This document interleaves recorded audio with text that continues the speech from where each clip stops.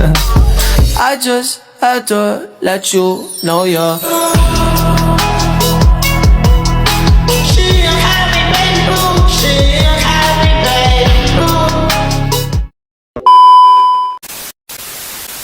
Assalamualaikum warahmatullahi wabarakatuh. Perkenalkan, nama saya Alif Kursin Wijaya. Nama saya Fadil Nursoba, kami dari kelas S2B. Prodi Pendidikan Ekonomi. Di sini kami akan menjelaskan materi tentang kealaman dasar. Berikut videonya. Halo semuanya, di sini saya akan menjelaskan beberapa materi tentang IKD atau ilmu kealaman dasar, yaitu hakikat IKD, tujuan dan fungsi IKD, serta ruang lingkup IKD. Sebelumnya, apa sih IKD itu?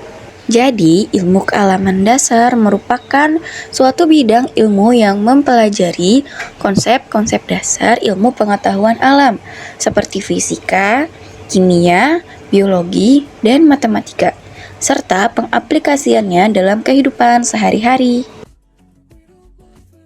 Pada hakikatnya, ilmu kealaman dasar bukan suatu ilmu yang berdiri sendiri, melainkan merupakan kumpulan pengetahuan tentang konsep-konsep dasar dalam bidang ilmu pengetahuan dan teknologi. Ilmu kealaman dasar sering disebut ilmu pengetahuan alam atau natural science, merupakan pengetahuan yang mengkaji tentang gejala-gejala dalam alam semesta, termasuk di muka bumi ini, sehingga terbentuk konsep dan prinsip. Jadi, ilmu kealaman dasar tidak dapat berdiri sendiri tanpa adanya ilmu-ilmu lainnya.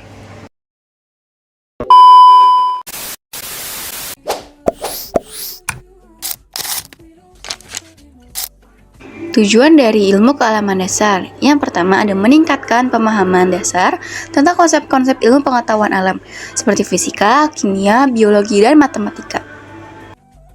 Contohnya dengan memahami konsep dasar tentang struktur atom dan molekul, serta aplikasinya dalam kehidupan sehari-hari, misalnya dengan membuat sabun dengan bahan kimia. Berikut contoh video pembuatan sabun. Pengen tahu cara bikin sabun cair? Yuk ikut kita!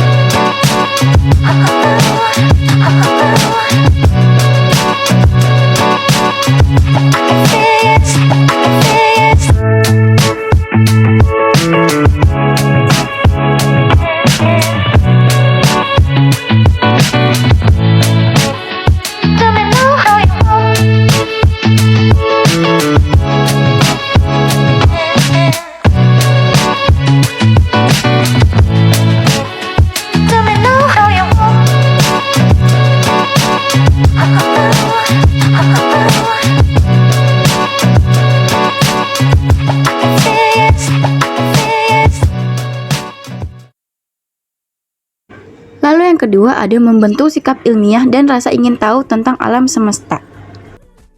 Contohnya dengan mengamati fenomena alam, misalnya gerhana bulan, dan mencari penjelasan ilmiah tentangnya. Berikut video penjelasannya. Pernahkah kamu melihat bulan berubah menjadi merah seperti darah? Itulah yang disebut gerhana bulan total. Tapi bagaimana sebenarnya proses itu terjadi? Gerhana bulan terjadi saat matahari, bumi, dan bulan berada dalam satu garis lurus, dengan bumi di tengah. Warna merah muncul karena cahaya biru tersebar di atmosfer bumi. Sementara cahaya merah tetap muncul karena cahaya biru tersebar di atmosfer bumi. Sementara cahaya merah tetap diteruskan dan menyinari permukaan bulan. Lunar eclipses are safe to view without eye protection. They can be seen from the entire night side of Earth. Gerhana bulan total bukanlah pertanda mistis, melainkan bukti keindahan dan keteraturan alam semesta. Dan yang terakhir, yang ketiga, mengembangkan kemampuan berpikir kritis dan analitis dalam memecahkan masalah. Contohnya dengan menganalisis data tentang perubahan iklim dan membuat keputusan tentang cara mengurangi dampak lingkungan. Berikut cara mengurangi dampak lingkungan.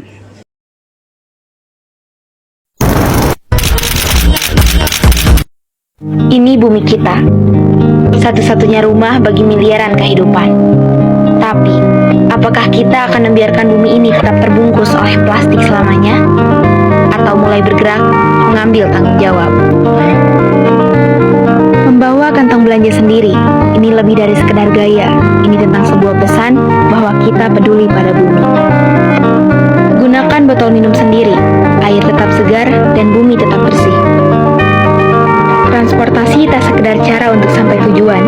Dengan berjalan kaki, bersepeda atau menggunakan transportasi umum, kita menciptakan masa depan yang lebih bersih dan lebih sehat. Langkah kecilmu hari ini adalah investasi besar bagi masa depan. Plastik bukan solusi, tapi tindakanmu adalah jawabannya. There's something bad about to happen to me. I don't know what, but I feel it coming.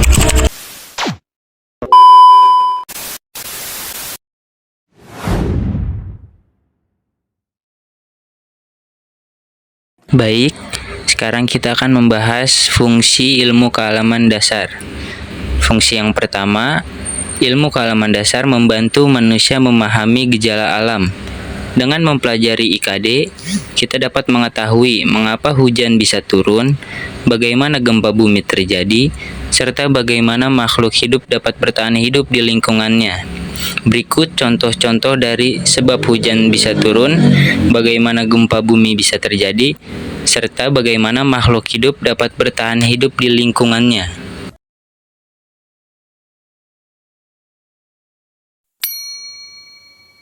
Pernahkah kamu bertanya, dari mana hujan berasal? Yuk, kita cari tahu bersama. Hujan berawal dari matahari yang menghangatkan air di laut, sungai, dan danau. Air yang panas berubah menjadi uap dan naik ke udara. Di udara yang dingin, uap air berkumpul dan membentuk awan. Ketika awan sudah terlalu berat, air pun jatuh ke bumi sebagai hujan. Hujan sangat bermanfaat karena membantu tumbuhan tumbuh dan memberi air bagi kehidupan.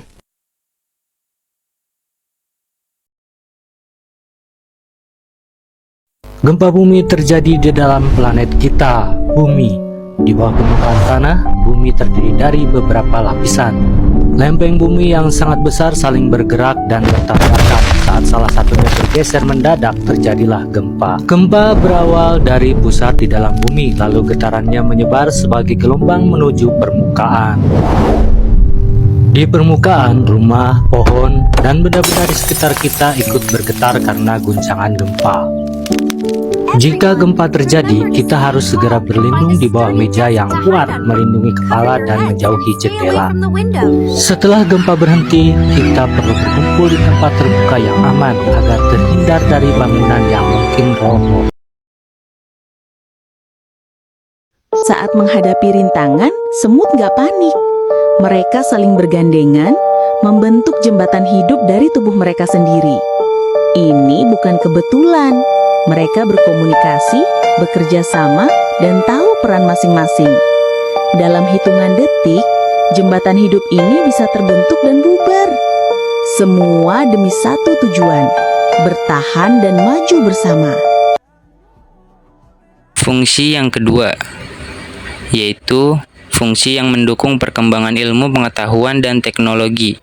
Banyak teknologi modern lahir dari pemahaman ilmu alam, mulai dari listrik hingga teknologi komunikasi yang kita gunakan sehari-hari. Berikut contoh video teknologi modern yang lahir dari pemahaman ilmu alam.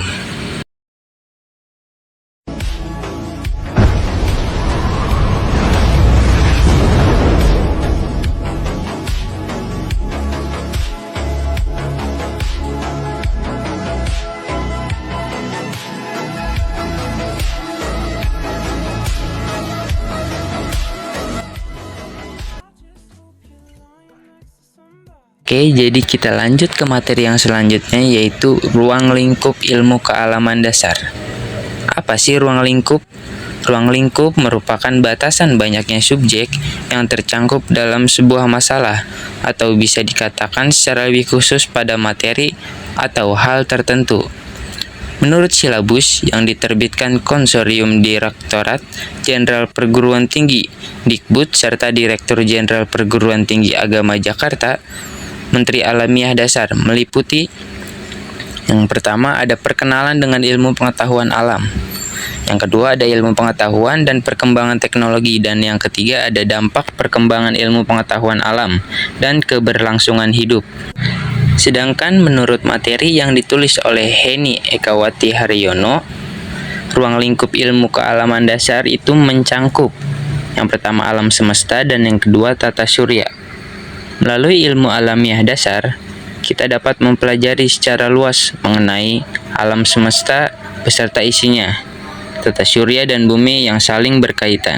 Untuk lebih detailnya, meliputi yang pertama ada fisika dasar, yang kedua ada kimia dasar, yang ketiga ada geologi dasar, yang keempat ada biologi dasar, kelima ada astronomi dasar, dan yang terakhir ada ekologi dasar. Selanjutnya kita bahas secara merinci satu persatu. Yang pertama ada yang namanya fisika dasar, yaitu mempelajari prinsip-prinsip dasar fisika seperti mekanika, termodinamika, elektromagnetisme, optik, dan fisika modern. Fokus pada pemahaman hukum-hukum alam yang mengatur pergerakan dan interaksi materi serta energi. Contoh kehidupan sehari-hari, ketika mencolokkan earphone pada sumber listrik, magnet earphone akan menciptakan medan elektromagnetik yang akhirnya menghasilkan gelombang suara. Selanjutnya yang kedua ada kimia dasar, mempelajari struktur, sifat, dan reaksi kimia dari materi. Ini mencangkup konsep-konsep seperti atom, molekul, ikatan, kimia, reaksi kimia, dan termokimia. Perubahan kimia ini dipengaruhi oleh sejumlah faktor, antara lain suhu, konsentrasi, keberadaan katalis, tekanan, keberadaan cahaya, kehadiran, atau keberadaan zat lain, struktur molekul, pH, dan potensial redoks. Contohnya perubahan nasi menjadi basi. Yang disebabkan karena apa? Karena pertumbuhan mikroorganisme atau bakteri. Salah satu bakteri utama yang bertanggung jawab adalah Bacillus cereus. Bakteri ini dapat menghasilkan spora yang tahan panas, sehingga nasi sudah dimasak pun spora ini dapat bertahan dan spora ini dapat tumbuh kembali pada sebuah ruang. Ketika tumbuh bakteri ini memproduksi racun yang menyebabkan nasi menjadi basi dan berdampak bahaya apabila dikonsumsi. Yang selanjutnya, yang ketiga ada biologi dasar. Biologi dasar mempelajari kehidupan dan organisme hidup, termasuk struktur sel, fungsi, pertumbuhan, evolusi, distribusi, dan taksonomi. Ini mencangkup berbagai aspek seperti genetika, ekologi, dan bioteknologi. Contohnya perubahan kayu atau bangunan yang lapuk karena adanya lumut menempel. Contohnya ada fotosintesis pada tumbuhan. Contoh dari fotosintesis, banyaknya tumbuhan-tumbuhan yang hidup di taman karena adanya fotosintesis. Kita lanjut yang keempat, yaitu geologi dasar. Geologi dasar mempelajari bumi, termasuk material yang menyusunnya, struktur, dan proses yang membentuknya. Ini mencangkup studi tentang mineral, batuan, tektonik lempeng, vulkanologi, dan proses geologis lainnya. Contohnya ada pelapukan batu. Kita lanjut yang materi selanjutnya, yaitu astronomi dasar. Astronomi dasar mempelajari alam semesta di luar bumi, termasuk bintang, planet, galaksi, dan fenomena kosmik lainnya. Fokus pada pengamatan dan teori tentang asal-usul, evolusi, dan sifat-sifat benda langit. Contohnya fase bulan, yang dimana fase bulan adalah perubahan penampakan bulan dari bumi. yang terjadi karena pergerakan bulan mengelilingi bumi dan posisi relatif matahari. Yang selanjutnya ada ekologi dasar. Ekologi dasar mempelajari interaksi antara organisme dan lingkungannya. Ini mencangkup studi tentang ekosistem, rantai makanan, siklus biogeokimia, dan dampak aktivitas manusia terhadap lingkungan. Contoh sehari-harinya ada yang namanya rantai makanan. Rantai makanan merupakan serangkaian proses di mana energi dan nutrisi dipindahkan melalui organisme dalam ekosistem, di mana dari produsen atau tumbuhan ke konsumen, yaitu hewan, hingga dekomposer atau dari mikroorganisme. Contoh sehari-hari bisa kita lihat saat kita mengamati burung yang memakan serangga, di mana serangga tersebut sebelumnya memakan daun atau tumbuhan. Di sini menunjukkan aliran energi dari tanaman sebagai produser primer ke hewan sebagai konsumen.